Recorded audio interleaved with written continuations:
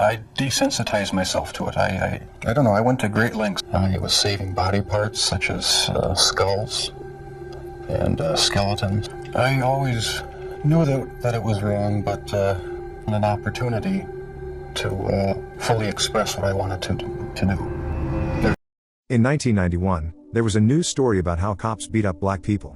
Glenda Cleveland is watching TV in her apartment when she hears a lot of noise coming from Jeffrey Dahmer's room, which is close by. The reason for this is that Jeffrey is busy being horrible next door. Glenda has been smelling a strange smell coming from the vents, and it's getting much worse. So it makes sense that she asks Jeffrey again about it one day as he's leaving. He says it's because of bad meat and his tropical fish that died from a fungus that killed them. Glenda doesn't fully believe Jeffrey, but he makes her nervous, so she doesn't ask him any more questions. As Jeffrey walks by a pole covered with missing signs of all young black men, it's a creepy sight because we know that Dahmer likes to target black men as victims. He goes to a gay bar and tries to flirt with two black men who already know him. Jeffrey has been getting drinks for a lot of young black guys. They say he won't do anything, though. They don't know if he will do it this time. Jeffrey answers, "I'm ready to go tonight." He dances a little later, but people laugh at him because he has no moves at all. Art photography. Art's his stuff. That's not all. He tells the black guys he's a photographer and offers them $50 to pose for him. They aren't really ready. After some time, Tracy agrees to go with Jeff, and the other friends say they might stop by later. Tracy gets back to Jeffrey's room. She smells the strange smell right away. Dahmer says it was because of meat that went bad in his small fridge. But Tracy isn't calm. One more thing that bothers him is seeing Anton LaVey's satanic Bible lying around. Jeffrey makes a few drinks, one of which is drugged for Tracy.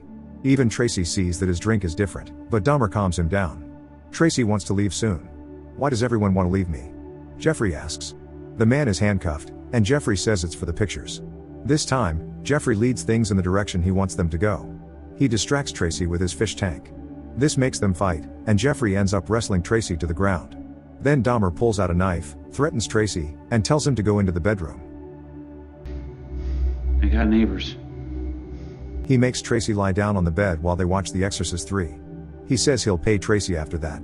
Tracy gets even more scared when she sees a barrel in the corner of the room. He starts to freak out while being pinned to the bed and sees a big red spot there. Jeff is sitting on the edge of the bed and has his hand on Tracy's leg. Tracy agrees to go along with it and starts to get sexual with Dahmer while holding his hand. Dahmer cuts the tape and takes out his knife again.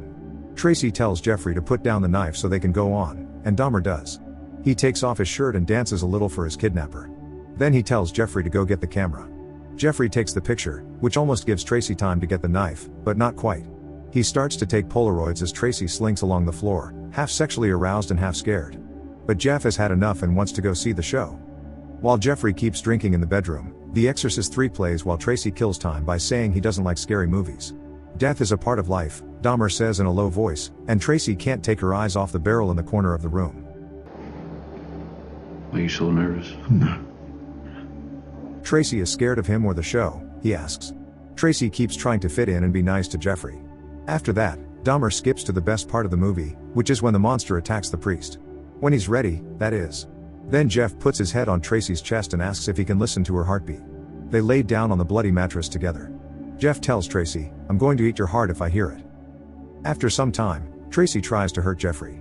A lot of the way out the door is blocked by Dahmer after another attack. Tracy beats Jeffrey off one more time and gets through the door. She screams as she runs down the hall that Dahmer tried to kill her. She looks outside because she is scared about Jeffrey.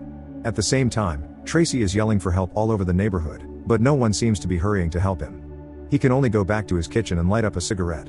2 blocks away, police find Tracy in an alley without a shirt on and with a cuff around his wrist. They come up to him like he's a suspect because they think Tracy is high while he tries to explain that someone tried to kill him.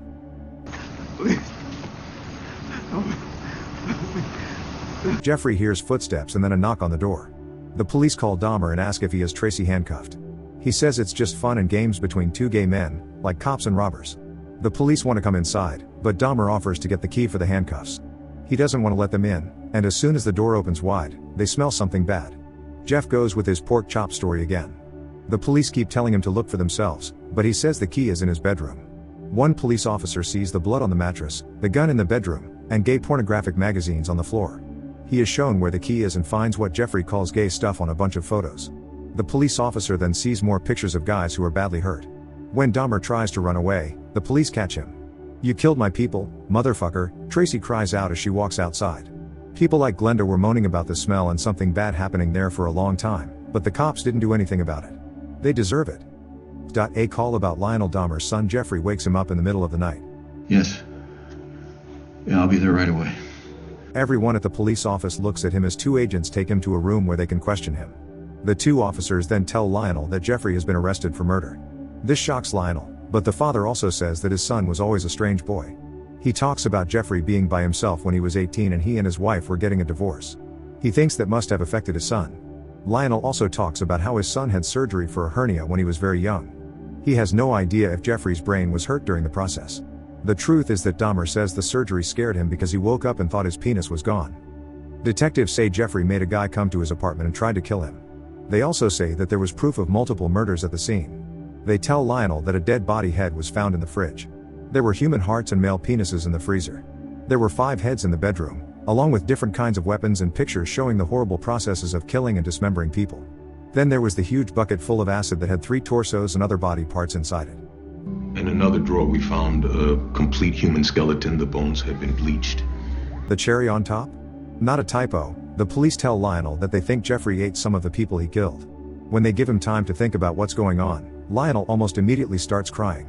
He's trying to hold it all back and hide it deep inside.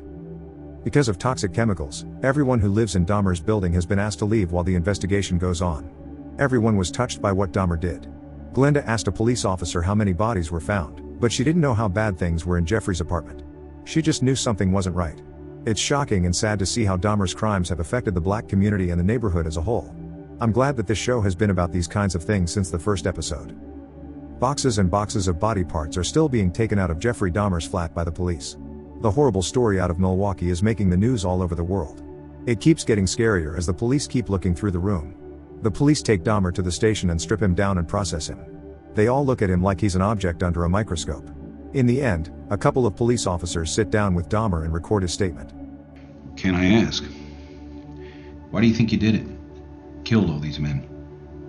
And why did you keep them? In spite of this, Jeffrey's sins have roots that go back a long time.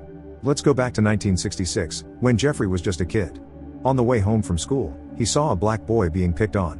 When he got home, his little brother was crying in his crib because he wasn't being cared for, and his mother Joyce, Savannah Brown, who was high on pills, was passed out in her bedroom. The ambulance and Lionel, Josh Bryden, finally showed up after some time. When they got home, Lionel was mad at his wife instead of upset about her. Lionel told little Jeff how smart he was for calling 911. It wasn't a happy house for Dahmer. Lionel and Joyce went back to fighting about their bad marriage after Joyce got better. Jeffrey had a lot of time to listen to his parents fight. When Lionel left one day, Jeffrey begged his dad not to leave, but he did. That was the start of Jeffrey's problems with being alone and being left behind. Jeffrey loved being outside as a child and spent a lot of time there. One day, he brought his teacher tadpoles while other kids brought her apples. Jeff, what is that? They're tadpoles. Some kids thought Jeffrey was strange. They were taken by a kid named Kevin, which made Jeffrey very sad. Jeffrey went with Kevin home from school and sneaked in to get the tadpoles back. After that, he went into the woods and put motor oil in the tadpole jar, which killed the species. It was a scary sign of what was to come. Joyce said one night that the house smelled bad, like something rotten was under the floor. Thus, Lionel finally went to check it out and discovered a dead opossum. It was important to Jeffrey to touch the dead animal and find out how it went. Lionel and his son began to look at the animal. They see that the opossum's head has a hole in it. Without meaning to, Lionel immersed little Jeffrey in a world that would later swallow his son whole. For example, they talked about drugs and the brain. You can almost connect this time with Lionel to the crimes Jeffrey would commit later in life. A great scene at the beginning of this series. There was more and more fighting going on under the Dahmer roof. One night, Joyce cut Lionel when she grabbed a knife. He told her she needed a fucking lobotomy. That's not my fault. How would you take another pill, Joyce? You just get out of the house. A lot of things in Jeffrey's life as a child made him into the killer who made zombies as an adult. Lionel and Joyce both had terrible effects on their son, even though they didn't mean to because they were having problems themselves. Joyce's drugged state, which made her look like a zombie, and Lionel's lessons in how to do surgery on animals at home made whatever was already wrong with Jeffrey worse. In a beautiful moment, Jeffrey is seen holding a small animal heart and asking Lionel about his parents' relationship. Lionel then walks out angry. Skip ahead to later in Jeffrey's life, when he was slicing meat at a restaurant in Miami in 1981. It's almost like a dark comedy, and we haven't even talked about the job at the chocolate plant yet. Jeffrey had a hard time figuring out who he was. He was gay and his dad had no idea. Because his son had been kicked out of the army, He was drinking too much and not following the rules. Jeffrey was broke and becoming more and more dependent on booze. It was very important to him to go back home with his dad, and Lionel gave in, even though his new wife Shari begged him not to. But Jeffrey had to go live with his grandma and follow the rules Lionel set. He couldn't drink and had to get a job. I'm expecting a certain level of behavior. That's a deal. It was hard for Jeffrey to stay away from alcohol even though he tried to live a normal life. He did odd jobs during the day and had dinner with his grandmother every night. But Jeffrey's grandmother told him to go out and meet more people. It was sad to see that Jeffrey's friends and family didn't know he was gay and he wasn't going to tell them. Still, the 1980s weren't great for trans and queer people, especially since AIDS was common and gay men were made fun of. That couldn't have made Dahmer feel better about how lonely he already was. Jeff saw a half-naked dummy in a store one day that caught his eye. He waited in a waiting room until the store closed. When it did, he stole the mannequin and took it back to his grandmother's house. It was a stand-in for the lover who would never move that Dahmer had always wanted. It was almost a way for him to try to control his urges to kill. We know it wasn't enough to stop them, though. It must have been pretty weird to see Jeffrey in his room, drinking beer, listening to music, and lying in bed with the dummy as if it were a real person. But grandmothers are known for being nosy. They like to know what's going on in their own homes. I could just leave the sheets outside my door. Kinda like to make my own bed. It was only a matter of time before Grandma opened her grandson's door and saw the creepy doll under Jeffrey's sheets. Fast forward to 1991 and see Jeffrey standing over one of his victims. A dead black man was lying on the edge of his bloody bed. He drank a beer, but he needed more. He saw some kids hanging out in front of the liquor shop and offered to buy them alcohol. A kid asked for some cheap wine. Jeff bought it and then told one of the kids he would pay them to go back to the flat with him. The Boone's Farm kid took Dahmer up on his offer, which was a bad thing. Jeff and the kid drank together on the couch at their apartment. The kid was only 14 years old. The kid finally said that Jeffrey knew his brother. He took pictures of the kid's brother and other things. It turned out. It's a small world. You could tell the kid was only there to make $100 to help his family. Jeffrey starts talking about how he was a victim and how the kid's brother lied to the police about what happened. The kid got the money right away from Dahmer. He then made the kid drink the rest of his drink quickly before taking some creepy pictures.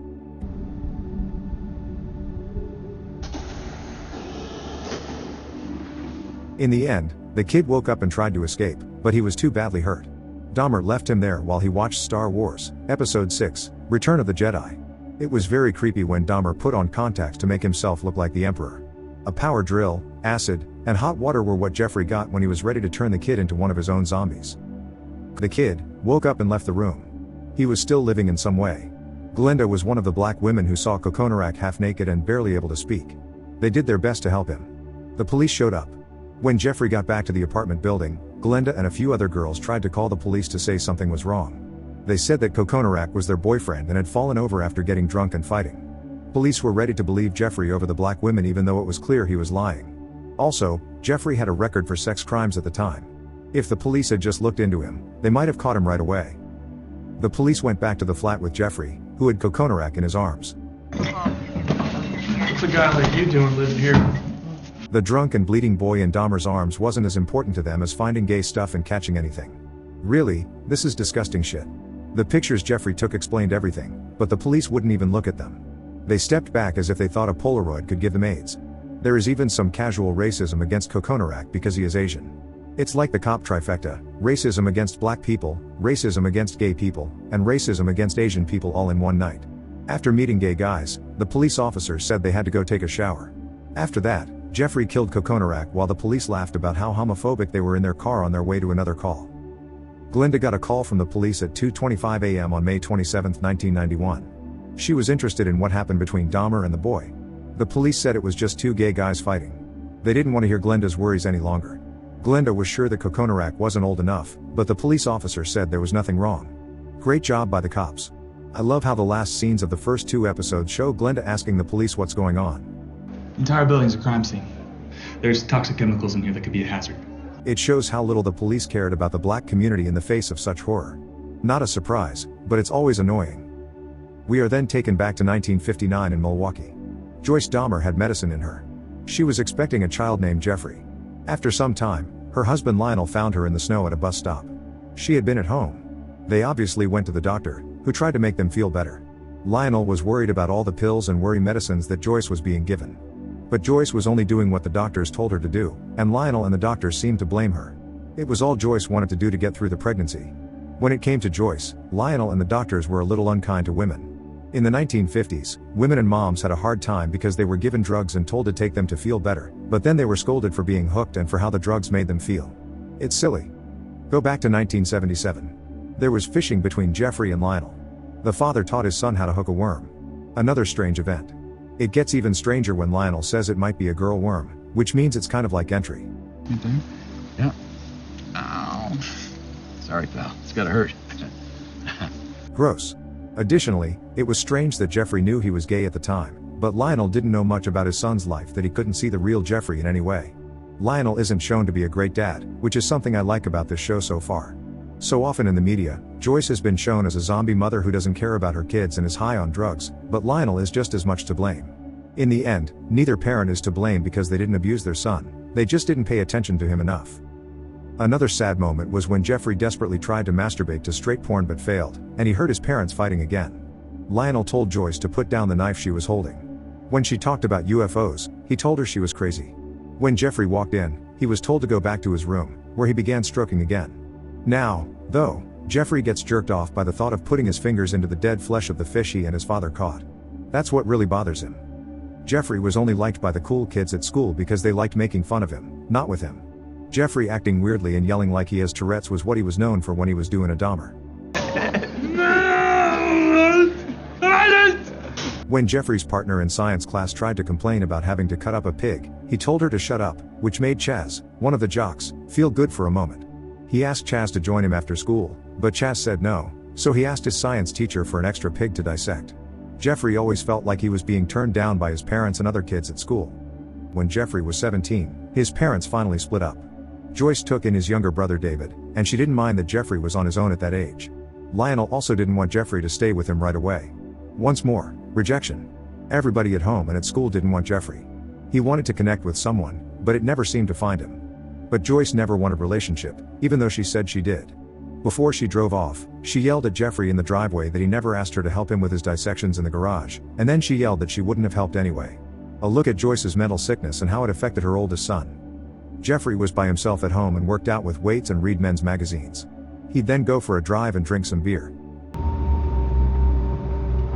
He kept seeing a hot guy running along the same road, and each time he did, he paid close attention. When Jeffrey was a teenager, he lived at home without any rules or supervision from his parents. He became addicted to drink and had a dark dream life that would follow him for the rest of his life. Jeffrey thought that everything in life was made up and taken from magazines. He believed that the perfect family he could only imagine existed and that he could shape his body to look like the men who interested him. Jeffrey chose one day to make his dreams come true. He hid with a baseball bat by the road, where he knew he would soon see the hot jogger run by. But when the jogger came out of the trees, he was too shocked to do anything. He and the runner both just stood there and looked shocked. Later, Jeffrey took the runner back to his place and told him what was going on with Joyce and Lionel. They became closer over a beer. Of course, this didn't really happen. It was just another thing in Jeffrey's mind. The runner runs off, leaving Jeffrey standing alone by the side of the road. When Jeffrey did this in real life, he said the runner didn't show up that day instead.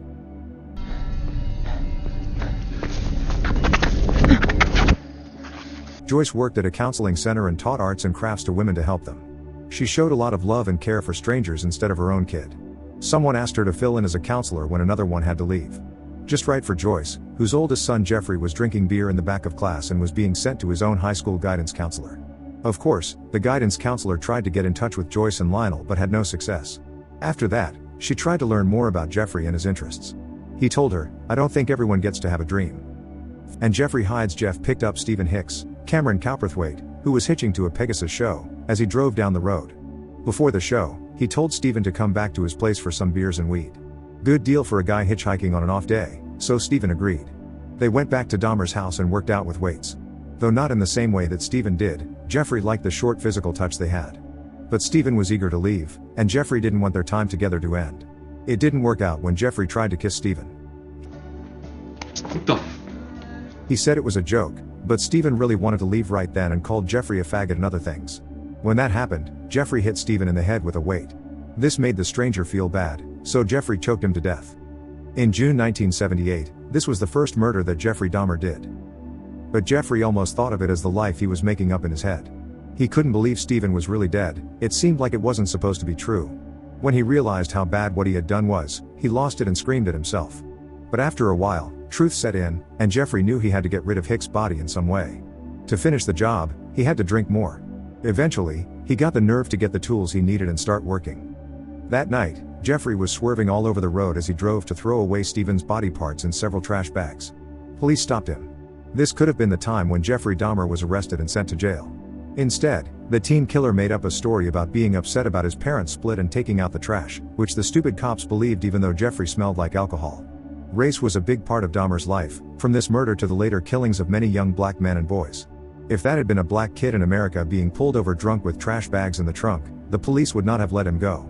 All of this gave Jeffrey the extra push he needed to kill Stephen and get rid of every part of his body. Around 1991, Bath, Ohio. Lionel Dahmer's backyard is where body parts are being found. They have found Stephen Hicks's body. Jeffrey is telling the police why he threw the bones all over the place. Before he smashed the bones into a fine powder, he put them in the oven to dry them out. The police don't understand why Jeffrey put them all over the garden. I think I just wanted him to still be around, Stephen says. Like they might still be together in some way. But why scatter the bones around the entire yard? This answer, along with the fact that cops are gathered outside the room to listen, shows how special Dahmer and his crimes were to each person. Jeffrey then says that he has always been this way and that nothing in his life has changed who he is now. He talks about Dr. Park Dietz, the psychiatrist the cops hired, and how they talked about how the dissections and parts made him feel physically aroused. The police want to know how and why Jeffrey didn't kill anyone again for 9 years after killing Hicks. The only thing Dahmer says is, "I was just trying to be good." Jeffrey then finished high school in 1978. Kids at school began to notice that Jeffrey had hidden himself in a National Honor Society picture, once again pulling a Dahmer. But before the yearbooks were sent out, Jeffrey was cut out by the people in charge. From what I hear, Dahmer was in a few of these year-end pictures with different school groups. I'm not sure if he was actually left out, since a high school committee's budget in 1978 couldn't have been anything big. When Lionel got home from being with his new wife Shari for who knows how long, Jeffrey was being moody and making marks in his yearbook. Leon was shocked to learn that Jeffrey had been left alone at home for months. He also clearly didn't talk to his son enough to let him know what was going on. As usual, he blamed Joyce for everything. Shari then got involved in the relationship. A time bomb for the whole family. Jeffrey began to feel like he had failed. Why am I pretending to be someone I'm not? He always tried to tell Lionel that something was wrong with him, but Lionel wouldn't listen. Dad just wanted to forget about everything else and work on getting his son into Ohio State. Once more, we see how Jeffrey was turned down. Jeffrey's life might have been different if someone had listened, even just once. We have no idea. Things were pretty much the same at college. Jeffrey wasn't going to class because he was drinking. Lionel had a 0.45 GPA, and the dean called him in for a talk. Lionel chose that very moment to join the army after Jeffrey was kicked out of college. A year later, Jeffrey came back to see Lionel and Shari in dress. It was interesting to see Shari hug Jeffrey, but Lionel would only shake hands with him, showing that the gap between father and son was still there. Hi, Jeff. Good to see you. Yeah. Jeffrey learned a lot of useful things in the service, such as how to use halcyon. He began to knock out his fellow troops with the drug, which gave him some time to himself with their almost dead bodies. Certainly not something Jeffrey and Lionel talked about at home over Christmas. Move on to after his son got out of the war, Lionel got mad at Jeffrey. This is when Lionel sent his son to live with his grandmother as a last-ditch effort to save Jeffrey. But all it did was make Jeffrey feel even more alone, and the way he was living gave him too much time to get lost in his dark fantasies. Jeff found an old box that used to belong to his dad while he was looking in his bedroom at Grandma's. There were old pictures of Lionel from when he was a child and later on. Jeffrey was sad that he didn't have any memories to put in a box. He called himself a bad egg who had a screw loose. He should stop drinking so much and find a nice girl, his grandmother told him. She begged him to join her at church again. Jeffrey looked for work and found one at a Polish store where he could make sausages and work with food. A great spot for a young serial killer who gets excited by slicing up raw meat. Yeah, I got a real steady hand with that kind of stuff. We'll go back to the time when grandmother walked into her grandson's room and saw the doll hidden under the sheets. Something went wrong here. Grandma asked Jeffrey why he had the dummy, and he lost it at her. She threw it away. That meant Jeffrey would need something or someone to take its place. Because of the fight, Jeffrey and his grandmother had a hard time getting along. He told her it wasn't gay and that he would never do something like that to bring shame on the family. There is more proof of how deeply repressed Dahmer was and how much he hid himself. There was no sign that Jeffrey would cut down on his drinking. A very drunk him went to a fair one night and began to see Stephen's ghost. After that, he began masturbating while his pants were around his legs. He was charged with this and sent to jail. The Polish shop also fired him because of this. He had to look for work all over again. The trouble was that his new charge for masturbating in public wasn't helping him. He did, however, get a job in Milwaukee at a blood donation center. The ideal job for a man who is becoming more and more interested in eating other people. Make a fist. Jeffrey stole some blood bags one night to take home. This is based on a true story that Dr. Park Dietz told the court when he was called as a witness. It seems that Dahmer told Dr. Dietz that while he worked at the plasma center, he stole a bag of blood and tried it. He didn't like it, so he spit it out. In this picture, Jeffrey tries the blood while standing over his sink and letting it run down his chest. Go back to 1987. Jeffrey went into Club 219, which was a real Milwaukee gay bar at the time. After meeting a guy, he drank with him all night until the bar closed. They then went to a sauna to rent a room that came with condoms. They watched all the naked guys working out and steaming downstairs before going upstairs to have some fun. He longed to lay down on the bed with his new friend and hold hands. It made Jeffrey remember the time he spent with the dummy, who was his girlfriend but didn't move, and the time he killed Stephen. His friend had to leave for work in the end. He had to come up with a new way to get guys to stay with him. That's when Dahmer started to target other gay men in clubs and take them to the baths to give them halcyon. Stay here. You get some drinks first. But one of Jeffrey's guests got hurt because of his routine, and that made him known at the baths. Because of that, he was known at all of Milwaukee's bathhouses. Again, something got in the way of Jeffrey's work, so he had to find a new place to hunt. He kept going to bars, but he was tired of taking his prey to bathhouses. Jeff picked up Stephen Tuomi as the next guy and went to the Ambassador Hotel this time. They went to a party together and he put drugs in Stephen's drink. He finally passed out after getting too drunk for a while. Jeffrey found out he had killed Tuomi when he woke up. In real life, Dahmer says he never meant to kill Tuomi. He only meant to drug him and sleep with his body all night. Tuomi's chest was swollen, and Dahmer's arms were hurt. In this picture, Dahmer is freaking out, just like he did in real life, because he can't figure out how the murder happened. He tried CPR on the Tuomi who was already dead, but it was clear that it didn't work. Once more, he was left with a dead body to get rid of, but this time it was in a much worse and more awkward situation than when he killed Stephen Hicks. After his grandmother had left the house, Dahmer put Tuomi's body in a bag and took it back to her house. He put the dead body in the basement. Then he had to wait for the right time to cut the body up so it could be thrown away. Jeff got to work with a butcher's knife after Grandma left for church. Tuomi's head was kept by him. He wrapped it in plastic and put it in his father's old box, making memories for the box. The head was really just wrapped in a blanket. After 2 weeks, Dahmer cooked the head in Soilex and bleach to try to keep it. He did for a while and used it to masturbate, but the bleach made it too fragile, so he broke it into pieces. The year is 1987. Jeffrey Dahmer was still living with his grandmother and working the night shift at a chocolate plant. Despite that, he was still alone. He still drank. Sometimes he brought a beer to work with him for lunch so he could drink it in the break room. He was still very upset as well. He read about the young man's death in the newspaper and thought he looked good, so he went to the funeral and the wake. After that, he chose to dig up the body. But that didn't really work because March ground was still too hard. It didn't work. In 1991, he is telling the cops all of this. What made him try to dig up the body is what they want to know. In other words, it's not normal. Jeffrey says he was looking for something he could control in his life after having a life that other people told him what to do. Stephen Hicks's name is forgotten by Jeffrey, and Detective Murphy, Michael Beach, lashes out. This is a great scene that plays on the black-white split, DT. Murphy is probably more emotionally involved because Dahmer preys on black men and other men of color. After that, Jeffrey talks more about what happened after he killed Stephen Tuomi. Jeff talks about how he used to pick up guys at bars and bring them back to his grandmother's house to drug them and then choke them to death in the cellar. After that, he would lie down next to the bodies and press his skin against theirs. Jeffrey says that at his grandmother's house, he killed 3 men.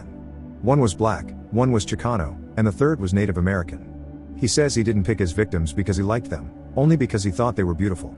This bothers DT. Murphy, who thinks Dahmer picked his victims and moved to an area with lots of black people because they were easier to hunt. You purposefully moved into an apartment in the black community. Murphy is laughed off by the other white officer, who keeps asking Dahmer about how things were going at Grandma's house. Jeff tells the police that his grandma eventually started to notice a strange smell. Afterward, he began putting the cut-up body parts in 3 bags to keep the smell away. He tells us more about how he gets rid of the bodies. He says that the urge had taken over at that point. After that, he asks if he can get the electric chair. The police only tell Jeffrey to keep talking. They want to know if grandmother knew what was going on. It was clear that the grandmother knew something was wrong with her grandson, and she didn't want to believe that Jeffrey was gay, even though she saw him bring guys home at night. Grandma kept complaining that the smell at her house was getting worse, but Jeffrey said it was because of his taxidermy. The smell didn't go away. He then said it was because of a dead rat under the porch. And Grandma found a way to handle it. Most likely, She was trying hard to tell herself that Jeffrey wasn't having any problems. When Grandma found Jeffrey's small satanic altar in the closet, things got a lot worse. That was too much for her. But when she found my altar, she kind of blew her top. Following this, Lionel came over to the house and was eager to see and learn everything. Jeffrey took his dad on a tour of the temporary workshop downstairs. Most of it had been cleaned up, but there was some nasty stuff around a floor drain. In a test Jeffrey did with acid, it was called skunk sludge. The altar was also mistaken for comic book devil stuff from a movie. Dad thought there was nothing wrong with Jeffrey Dahmer. Jeff stopped what he was doing after that. But he was crazy because he thought he would be caught for all the crimes he had done up to that point. Still, nothing ever did happen. That made Jeffrey a little cocky because he thought he wouldn't get caught, which made it harder to stop. Jeff tells the police that he met a man named Ron one night whose car battery was dead. Ron was welcome to jump, but they had to go back to Grandma's house first. To get Ron to go with him, he popped open a beer and said he was going to look for his keys. He tried to get Ron to come to the fruit cellar, but it didn't work. Soon, he forced Ron to meet him for coffee, even though Ron made it clear that they weren't going to sleep together or anything. Alright, fuck you. I'm out of here. For Ron, it was bad that the coffee was tainted. Grandma spoke up, but she didn't know that Jeffrey had black friends. Ron didn't look good while he was lying in the chair high on drugs, which made her worry. Jeffrey told his grandmother that his friend was just too drunk to talk. Grandma was set on keeping an eye on Ron until he woke up, though. Jeffrey is in a lot of trouble. Ron woke up in the morning, still feeling dizzy from the drugs, but at least he was still alive. Jeffrey helped Ron get on a bus while grandmother watched over them. Ron got lost after being left there until the car got to the end of the line. He went off the road and into a field. After a while, he passed out and woke up in the hospital. Ron told the nurse that someone gave him drugs, even though she said he overdosed.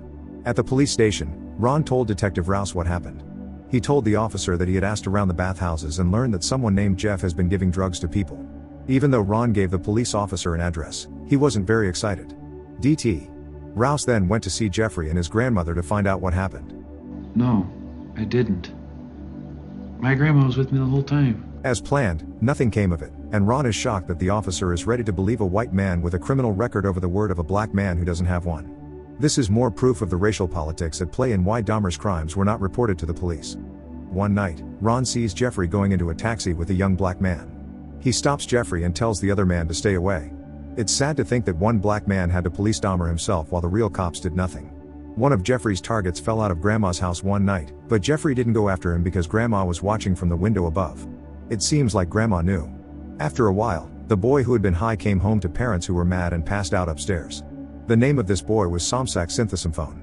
We have already seen the scene that happens years before this one. Jeffrey meets Somsak's brother, who was killed while trying to get out of Dahmer's apartment. Jeffrey did get away with Somsak, and it led to Dahmer going to court. But there was still another problem. The justice system only did the bare minimum. The law system gave Jeffrey all the rights that a young white man could have. Does that sound fair to you? Yes. It's cruel to see the Synthesymphone family sitting across from Lionel in court while Jeffrey gets everything he deserves just because he is white and the Synthesymophones get nothing because they are black. Not only that, but Somsak will always be traumatized by what happened.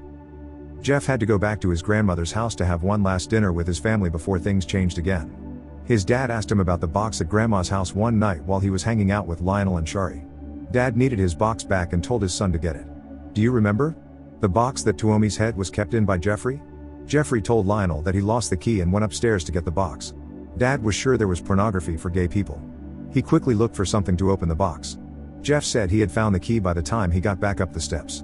When Lionel opened the box, he saw porn magazines inside. The head was safely hidden inside. In fact, the head had been gone for 4 years. I'm not sure if this moment with Lionel happened or not, but it makes a great story. I believe this moment comes from the 2002 movie Dahmer, which stars Jeremy Renner and is a great little movie. There are more flashbacks to times when Lionel and Jeffrey were together. The whole thing was just a joke. Like when Jeffrey's grandmother found the dummy and Lionel asked his son about it. Then when Jeffrey got out of the army. It was then that Lionel had to ask his son about what happened at the state fair with the man masturbating in public. Afterward, when Lionel picked up Jeffrey from the police station following the fight with Somsak. Lionel should have known that something very wrong with his son at all of these different times. And things were getting worse during those times. It made Lionel feel bad too. He considered going to court to see Somsak's dad. There was a crazy time when the white judge couldn't understand Mr. Synthesymphone and made one of the kids speak instead. Again, more of the careless or overt racism that Dahmer's victims, even the ones he didn't kill, had to deal with. Lionel talked to the judge about getting Jeffrey into a treatment program while he was in jail for a year. We jump ahead a year to the time after Jeffrey's time in jail. Lionel tried to make things better when he went to get Jeffrey. Jeff would stay with his grandmother for one more week and then look for his own place. Lionel asked Jeffrey if there was any help for being an alcoholic or for anything else. Jeffrey replied, "They just leave you alone in there." No, they just leave you alone in there. The family, the cops, and the court system are just a few of the organizations that have let people down. No one did anything to stop Jeffrey, and they also didn't do anything to help him feel better. After some time, Jeffrey ended up at the Milwaukee apartment building where he would live and commit many horrible crimes. In that place, he also met Tony Hughes, a deaf black man who was 31 years old and another one of Dahmer's sad victims. In the year 1960, in the city of Milwaukee. Introducing the newest addition to the world, little Tony Hughes. Shirley Hughes was overjoyed to welcome her son into the world. It was eventually discovered that Tony had a hearing impairment. Shirley accompanied him to a doctor who delivered some distressing news. The medication administered to baby Tony to combat pneumonia unfortunately resulted in permanent hearing loss for the young boy. In 1991, Tony, who was 31 years old at the time, found himself in a club, dancing the night away. It was then that his attention was caught by a strikingly attractive man standing across the bar. He ended up dancing with a man named Manny, Christopher Bencomo, and later enjoyed a drink together. He left a message for Manny, making sure his name was clearly written.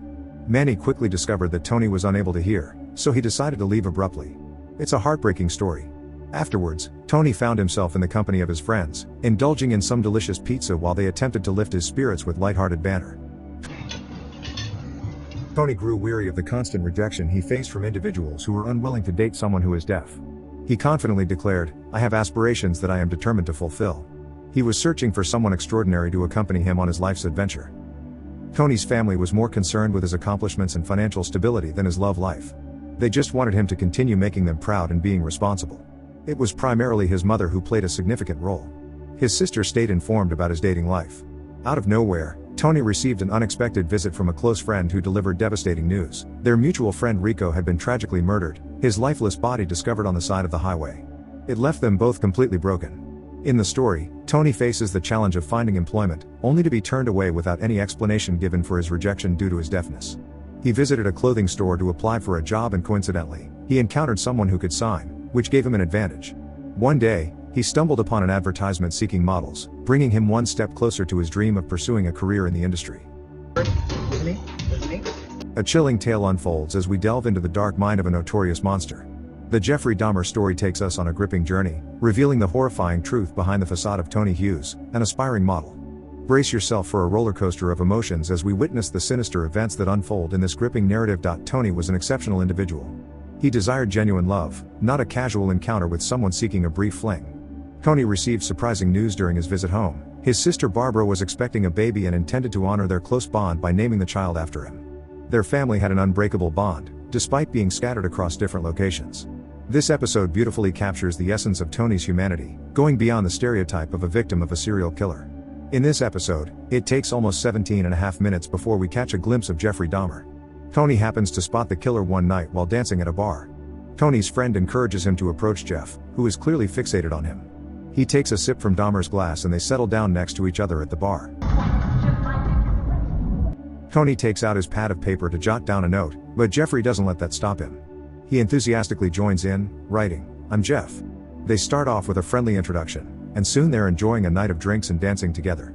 Jeffrey's dancing skills left much to be desired. However, Tony played a crucial role in resolving the situation.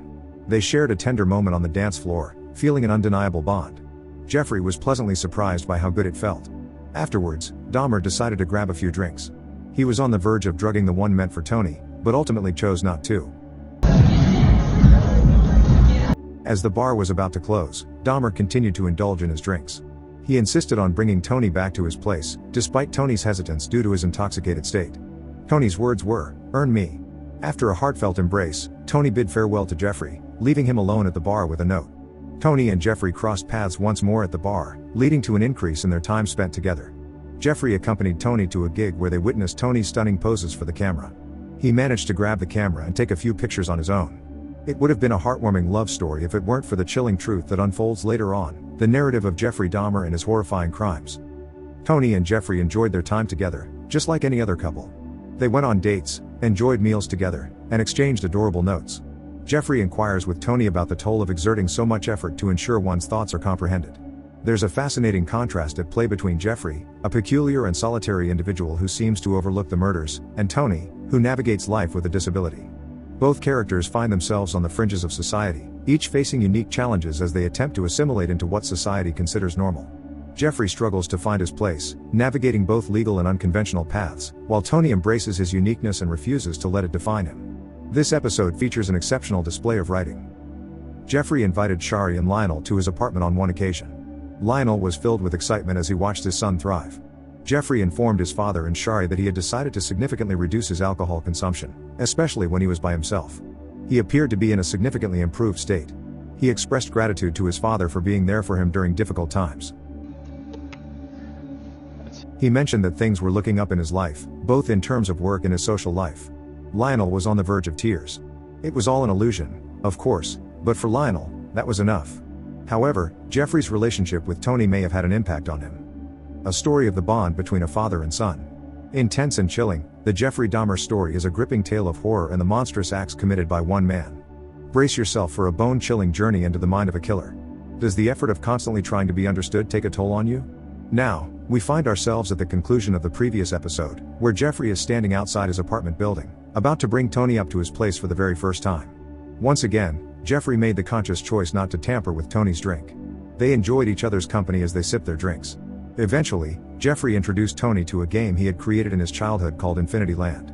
He set up a vibrant mat, a die, and some animal bones as game pieces to navigate the board. The game had unconventional rules that seemed to be created by someone with a vivid imagination. Despite Tony's questioning of the rules, Jeffrey became slightly irritated, but they continued to play nonetheless. Shortly after, Tony expressed that there was no need to adhere to any specific approach, they had the freedom to create their own rules. As a result, the atmosphere took on a more romantic tone. Jeffrey leaned in for a kiss, but Tony surprised him by turning his head and requesting a kiss on the cheek instead. In a rush, Tony woke up the next morning, ready to tackle the day ahead at work. Jeffrey was desperate for him to stay. Tony assured Jeffrey that he would return the following week, although this always left Jeffrey feeling desperate, as he often did when someone was about to depart. Jeffrey had a strong desire to strike Tony forcefully with a hammer. However, he allowed Tony to leave, with the hope of crossing paths once more. But did he?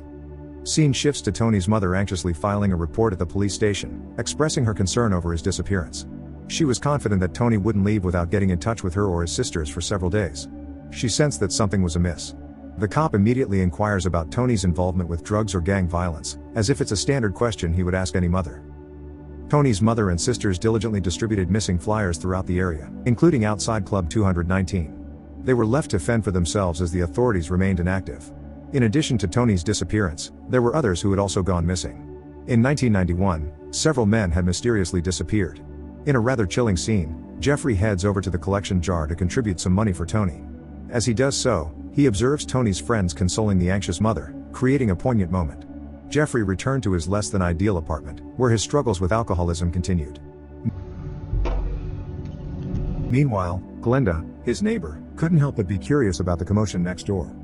It was truly chilling when Jeffrey revealed a stack of ID cards on the table, offering a glimpse into the countless lives he had claimed by 1991. He retrieves a card belonging to Errol Lindsay and dials the phone number, connecting with Errol's sister on the other end.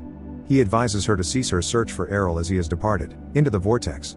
In this episode, the structure is impeccably crafted as we witness Tony's return to Jeffrey's apartment after realizing he left something behind. It was at this moment that Jeffrey delivered a powerful blow to Tony using a hammer. Afterwards, Tony's lifeless body was placed on Jeffrey's mattress, just like many others in the past. In the final moments of this poignant episode, Tony and his mother share a deeply moving conversation about the complexities of relationships, delving into the sensitive topic of AIDS. She informed Tony that she bravely confronted the pastor at church who made a statement about God's punishment, urging him to refrain from promoting hate. It was heartening to witness a black mother standing up for her gay son during that period, and Tony truly acknowledged the significance of her actions. It was a poignant moment, the final time Tony's mother laid eyes on him before his untimely demise.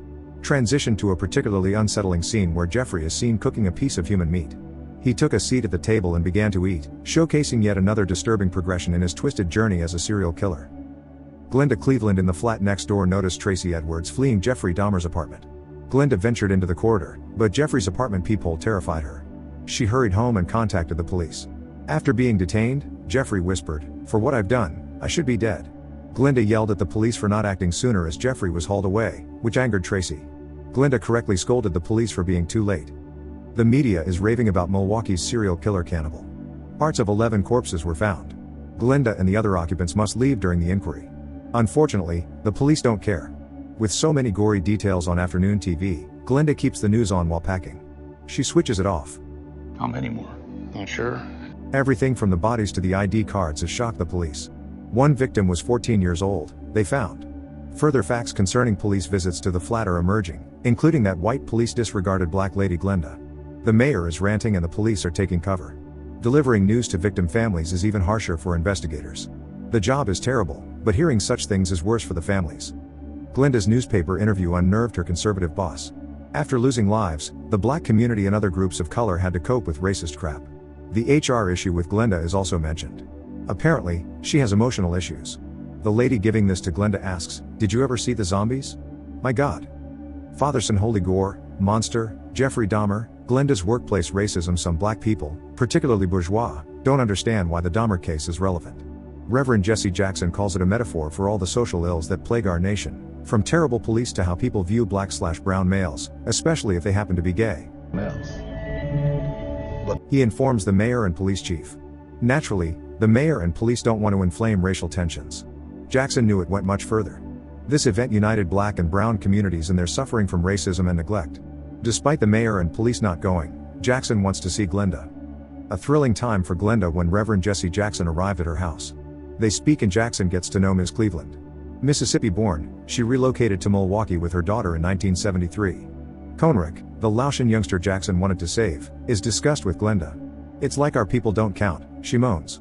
The Reverend promises to listen. Glenda claims the Conrick situation worsened. She describes the vent's foul odor.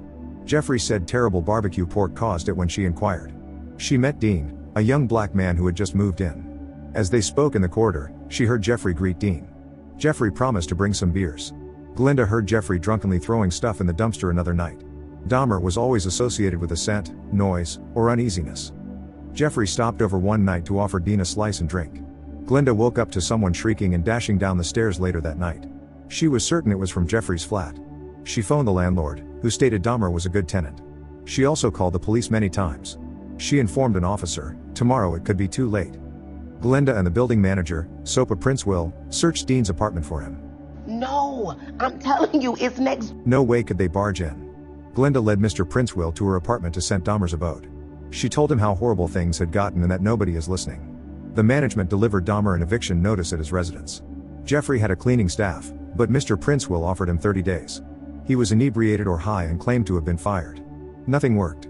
The building manager persisted. We are then shown Jesse Jackson Jeffrey, who visited Glenda to persuade her to withdraw the complaint. He stated he had the cleaning staff in and wanted to check whether he was still stinking up the place. She let him in to sniff around. He brought her a tinfoil covered plate and prepared her a sandwich as a present. Jeffrey wanted Glenda to eat it immediately. She reluctantly asked what sort of meat was in it. Jeffrey said pulled pork. Glenda wouldn't eat a sandwich from Jeffrey's smelly flat. Jeffrey seemed wounded, stating Glenda was like his mother and grandma, telling on me when I ain't done nothing wrong. She inquired about the stench, power equipment, and yelling. Jeffrey had several responses. Glenda then inquired where Dean was, stating she'd retract her complaint if she knew. Jeffrey insisted, demanding Glenda eat the sandwich. Glenda refused and sent Dahmer away. The tension lasts until Jeffrey leaves. One of Dahmer's neighbors, not Ms. Cleveland, stated she ate Jeffrey's meal and worried she had eaten a victim once his horrible deeds were revealed. Jeffrey returned to the building with another young man another night. Later, Glenda heard grunting, yelling, and fighting that concluded with a loud banging. She called 911 again, assuming there was a fight or murder. As usual, the 911 operator was awful. Glenda could only lie in bed and worry what was occurring next door, hearing Jeffrey crank up power tools late at night and contemplating what he could do with them. Must have been scary. Reverend Jesse Jackson must hear a fascinating tale. Glenda knew Jeffrey was evil but claims, "Nobody heard me." Thank goodness people are listening. Police who ignored Glenda about Conrick are suspended. A modest step toward justice. Glenda becomes emotional when hearing. Wish it wasn't so awfully late. Perhaps lives and families might have been spared. Maybe whole neighborhoods wouldn't have been traumatized. Too many heavyweight possibilities. After calming down in the interview room, Lionel Dahmer begs the investigators if he may see his son. Jeffrey arrives in shackles in a room. The outcome of Lionel's son's struggles. Tragic that this is one of the few occasions, if not the only, We've seen Lionel embrace his son, not that it would have mattered. It shows how Jeffrey's misdeeds shattered Lionel. They sit uncomfortably. Jeffrey asks about Granny and the AC like a regular discussion. Lionel replies, "I didn't realize how sick you were." He believes his son can be helped. He talks about raising Jeffrey as if he'd done something worthwhile. He wants to know why his kid did these things. Not for the victims, but for himself and the family.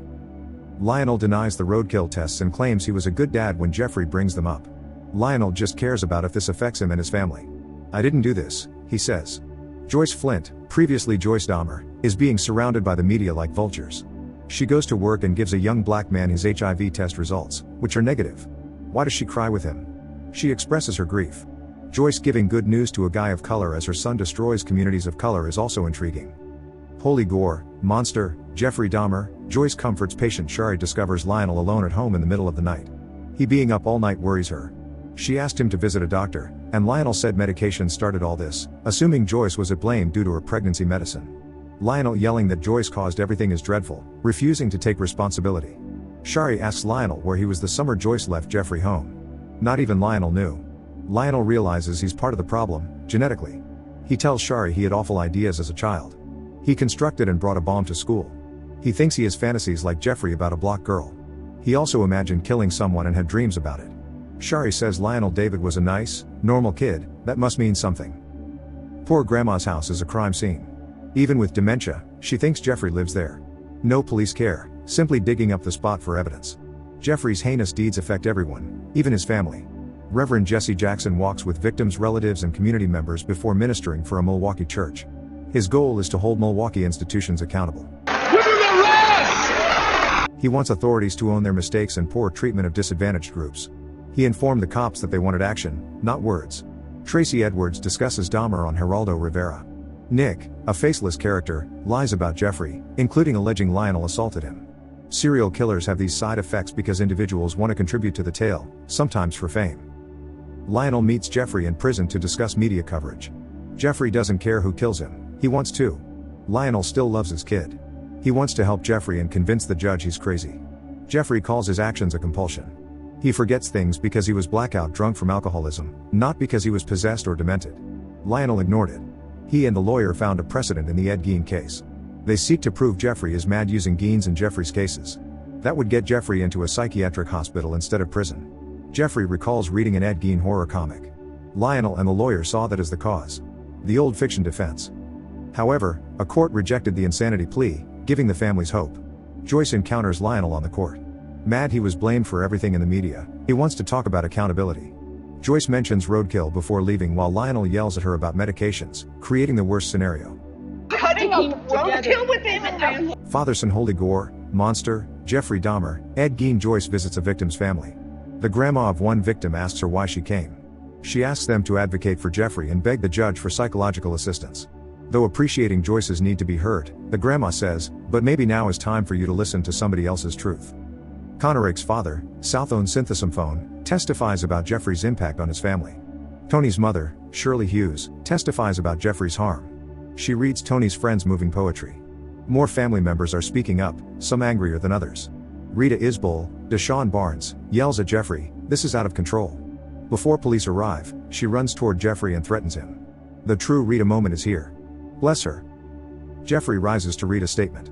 He discusses his mental disorder. He claims he regrets hurting all the families. He understands why his victims' families loathe him. Lionel hardly hears his son's statement as he zones out. Later, Jeffrey gets 15 consecutive life sentences. The news delights the community and families. Lionel and Shari then visit Jeffrey, who seems unconcerned about his destiny. Lionel blames his kid for everything. I'd like an apple pie. He regrets all the roadkill tests and not making Jeffrey feel like he could talk to someone about his mental health. He admits to bad thoughts, "I gave you that part of me." He claims he was a bad father and husband. Lionel should feel horrible, but he didn't turn Jeffrey into a serial killer or cannibal. It's too late for this. "I won't leave you again," Lionel says as police remove his kid. Joyce writes a suicide letter at home, claiming responsibility for her role in Jeffrey Dahmer's life. She regrets failing Jeffrey and aches for his victims' families. She then prepares the oven, removes the gas hose, and lets the place fill till she disappears. While writing a book on his son, Lionel learns of Joyce's attempted suicide. Joyce survived and will be fine. Another tragedy for the Dahmer family. Lionel overlooks his other son David to write about his neglected kid. Absolutely terrible. Nothing changes with police. The 2 officers who allowed Conorick return to Dahmer to be killed were reinstated. Reverend Jackson sighs at the news, anticipating further fights. Is anything ever really different? You check on those for me? Jeffrey is in jail and getting used to the rules of his new environment. He tells the guard that he asked for 2 cyanide pills and a razor blade as a joke. Some mail comes to him. In a letter, a girl named Alice tells him that boys at high school dress up as him for Halloween and that a comic book has been made about him. She sends him $5 and asks him to send something back, maybe a drawing. If he does, she'll send him more money. He picks up a piece of paper, of course. He draws a line with his hand on the page and writes a note to Alice at the bottom. In the jail cafeteria one day, Jeffrey yells that a chicken leg looks like a human thumb. He then puts ketchup on a chicken bone that has been stripped and talks about how things looked after he was done with a victim. Someone in the black jail says that they don't like it, and Jeffrey answers, "My fans do." Glenda is back in her apartment, but memories of Dahmer are still fresh. There is still police tape on the old apartment, and news outlets like CNN are still waiting outside to find any old stories they can find. Sandra, her daughter, doesn't want her to stay there because she says she can still smell death there. Glenda can't pay for it, and she doesn't want to leave anyway. At this point, she doesn't want Jeffrey to take anything else from her. Jeff gives a jail guard $5 to get him a tape of whale sounds. He plays them in bed with a sock over his face. The other inmates and, ultimately, the guards get tired of it. Their plan is to take Jeffrey's tape soon. One of the guards says he wishes Dahmer had been put to death in the electric chair. Jeffrey, in a deeply funny way, says he tried to get it but got 900 years instead. The Jeffrey Dahmer Story. Jeffrey sucks a ketchup chicken bone. Father-son Holy Gore Shirley Hughes, Tony Hughes' mother, gets a package from the people who wrote the comic book about Dahmer. She is furious. She plans to sue. Lionel's book is also something her lawyer tells her. He says they should go after the family, Jeffrey, and the city for the money. He and Shari are reading reviews of his book somewhere else. There's an interesting link between getting money off of true crimes and victim stories here. Yes, Lionel's son killed those people, but he didn't suffer like those people did, and the whole thing seems cruel, especially since a movie deal might be in the works. Jeffrey watches a TV show in jail that is all about Lionel in the book. He looks happily at his father as he does this. Lionel doesn't have to wait long before he hears about the legal consequences. A judge said that any money Jeffrey gets in jail and from the book should go to the families of the victims. People are making money off of the horrible stories about the families of those who have died, which makes them angry. The synthesophones are still upset about what happened to Conorick when they get a mean racist call at home telling them to go back to where they came from. Not only that, but Somsack is still traumatized by what happened with Dahmer. Everyone whose life Jeffrey touched will never be the same again. Somsack relives the horrible things that happened to him and has horrible dreams of what happened to his brother at Dahmer's hands. At a big party, the cops are mostly busy patting themselves on the back. The 2 cops who let Conorick's synthesophone go back to a serial killer are given awards for stupidity. At the same time, the police chief is giving Glenda Cleveland a Citizen's Honor Award for her work to save Conorick at a small reception in the basement of a church. She says she'll take the award but only if the cops do a better job. Don't let this happen again, she tells the boss. A legal claim against the city is also being looked into by the synthesophone family. The lawyer is suing for $10 million. Besides that, she plans to take any money Dahmer makes for the families. White people are even more angry about this, and the synthesophone family gets more racist calls at home at night. Everyone is trying to forget about the horrible things Dahmer did to the victims, but the memories keep coming back to them in different ways.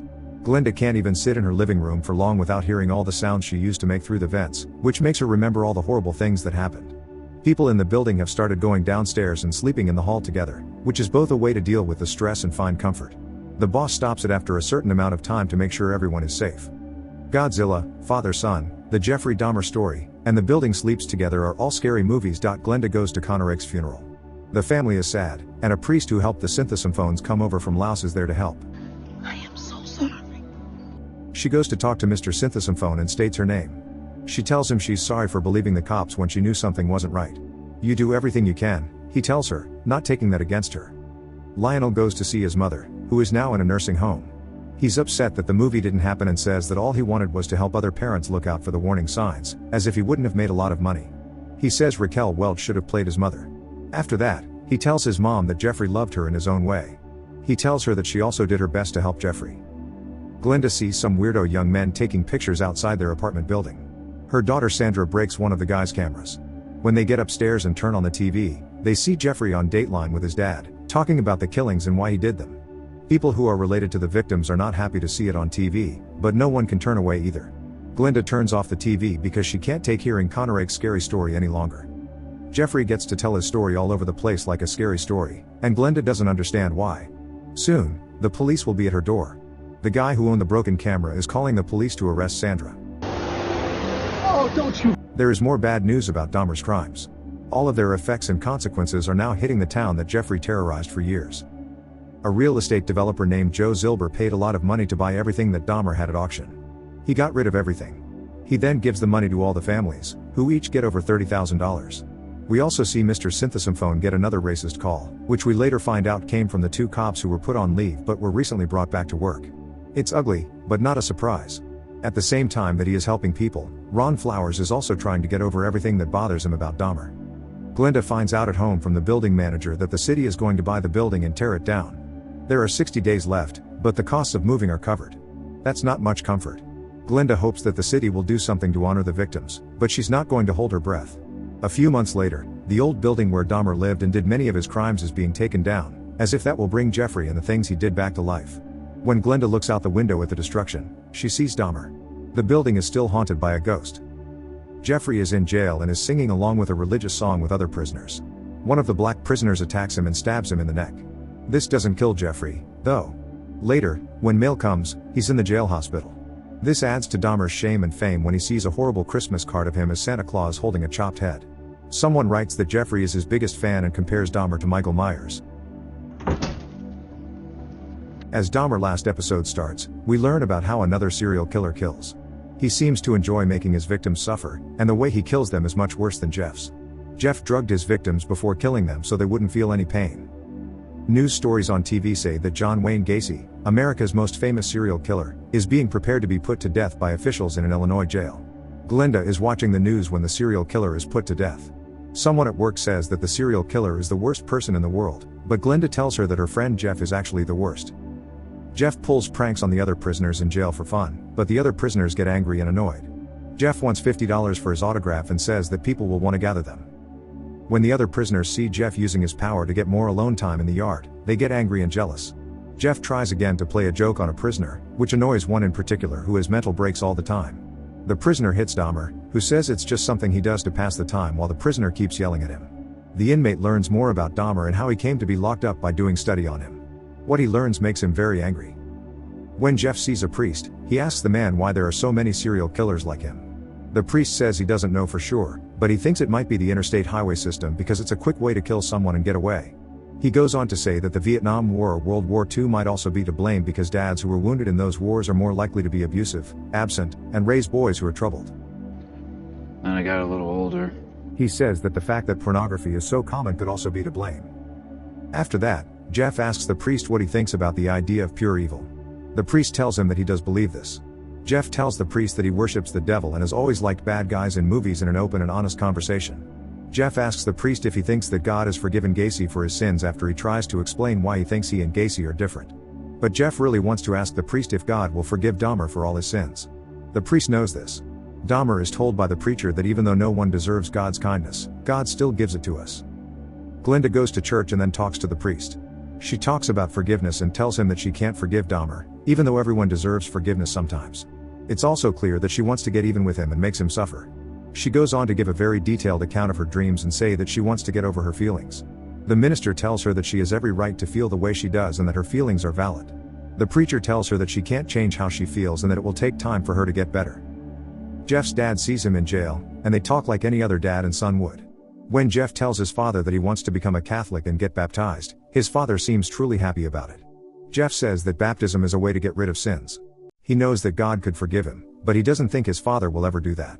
He is told by his father that he can forgive him and is already. Glenda goes to the wedding of Connery's brother.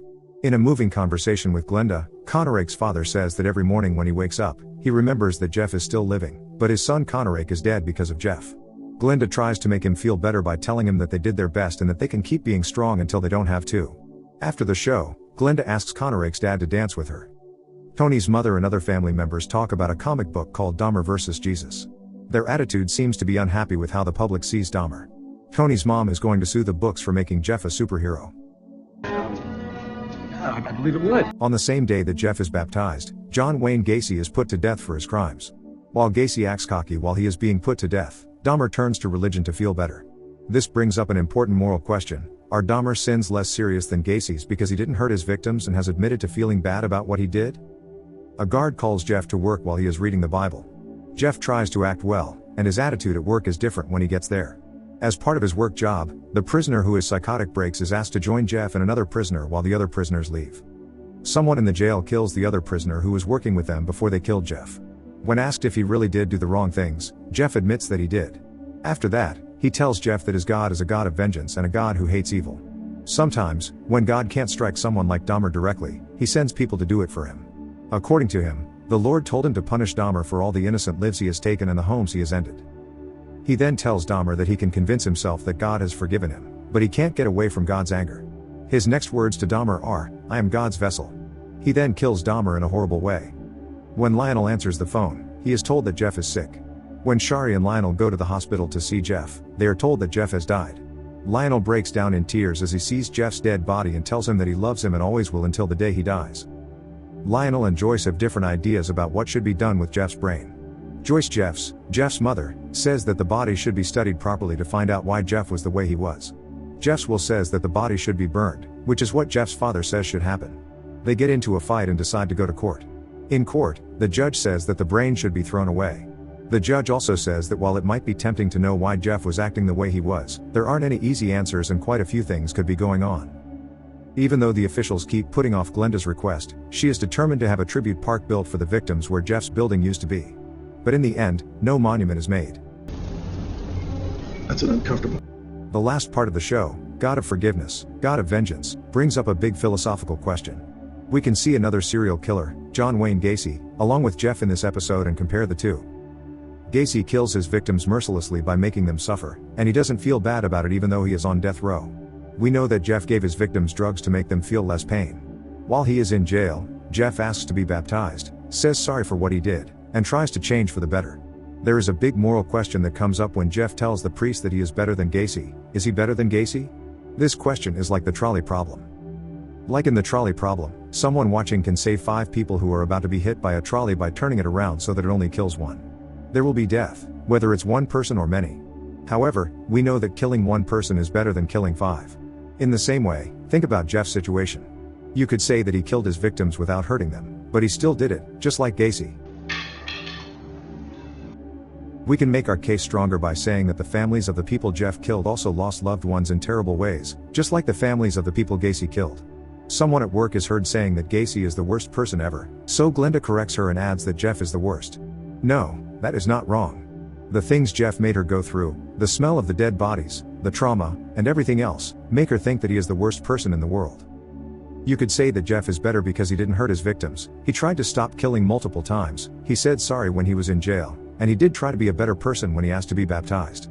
Both sides of the argument are valid, just like in the trolley problem. It is up to us to choose which side is stronger, or in Jeff's case, whether Jeff is stronger than Gacy. The episode makes us think about important psychological and moral questions, like whether Jeff's brain should have been studied scientifically, as his mother wanted, or if it would have been better to destroy it, as he asked in his will. It made sense for his mother to want to know what made him act the way he did, because that information could have helped other people. His feelings were hurt because he was close to Jeff's father. He wanted to destroy Jeff's brain because that's what Jeff had asked for in his will, and that was more important to him than finding out what caused it. The episode makes you think about morals and philosophy. This is great because it gives us two sides to many arguments and lets us pick the one we think is better. We don't get ready-made answers from it. Instead, it makes us think for ourselves. The players do a great job, especially those who played Jeffrey Dahmer, Lionel Dahmer, and the prisoner who killed Jeff. Dahmer finally leaves the show with a great finish that makes it a pleasure to watch.